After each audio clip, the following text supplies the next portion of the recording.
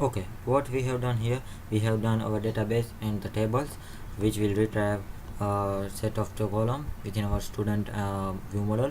So what I have to do here, now I have to write a set of code which retrieve all the database tables data within our application. So what I have to do, I have to add a new controller within our application. So go to controllers and add a new controller, add controllers, and let's name it is a home, empty home controller. So it will creating me one controller. So now what I have to do, I have to write all set of code for database to retrieve our database.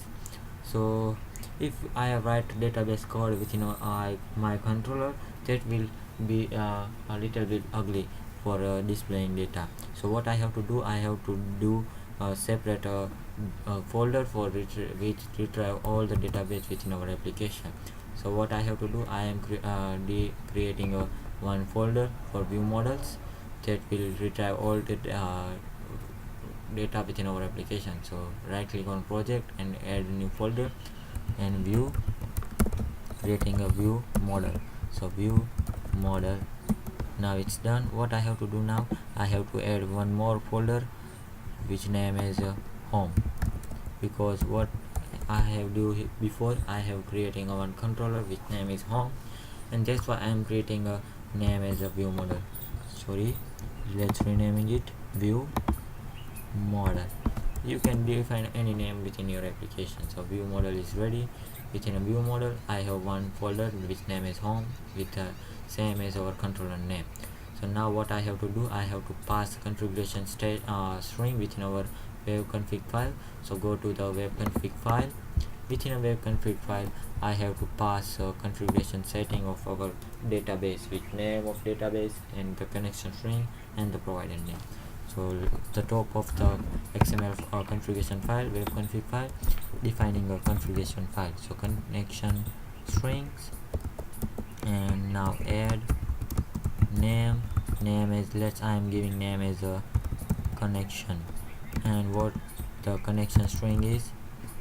So and the third is a provider name. So our provider name is system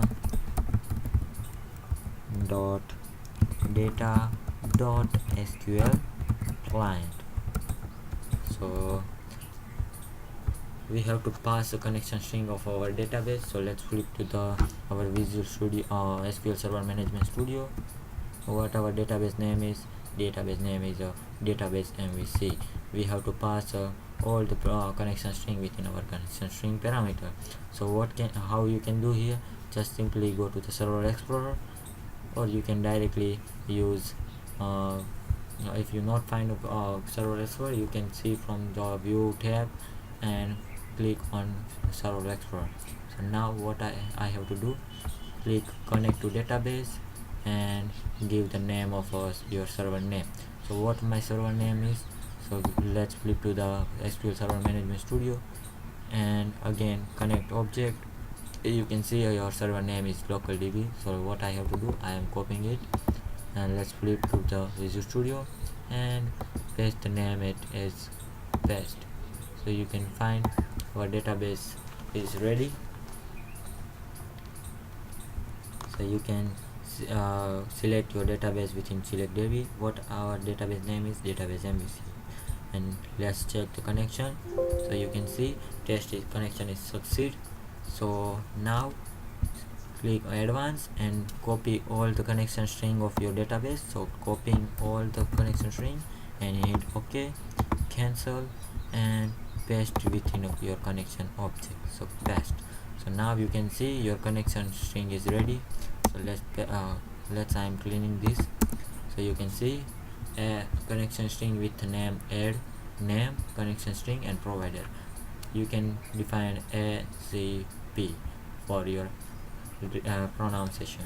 So name is connection string is defined, and provider name is system.data.sql client. So now let's flip to the student data. So you can see our student models is ready.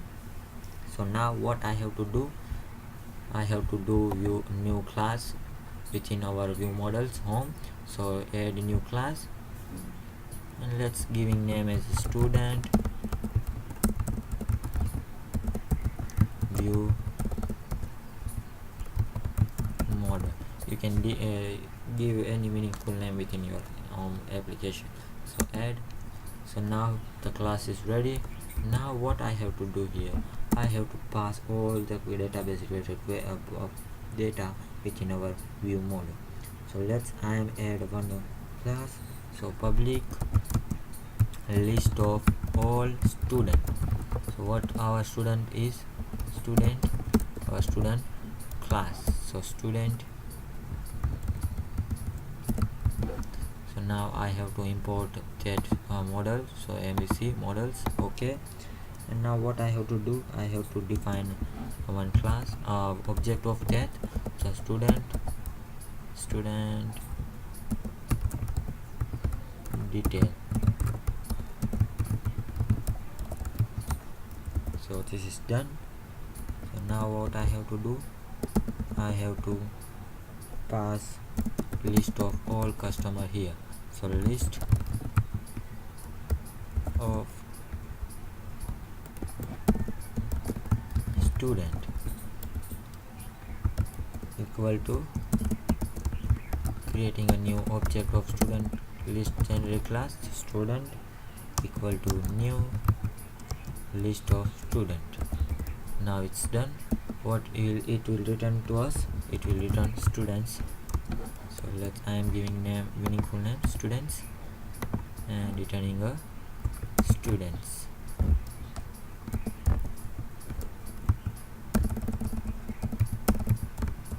So this is done.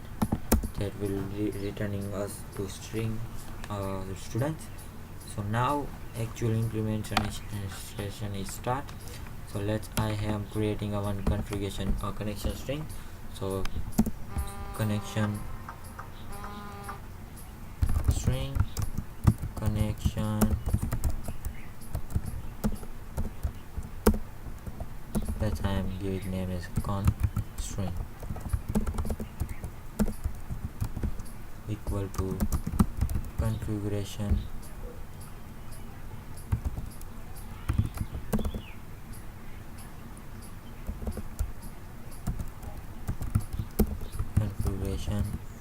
manager.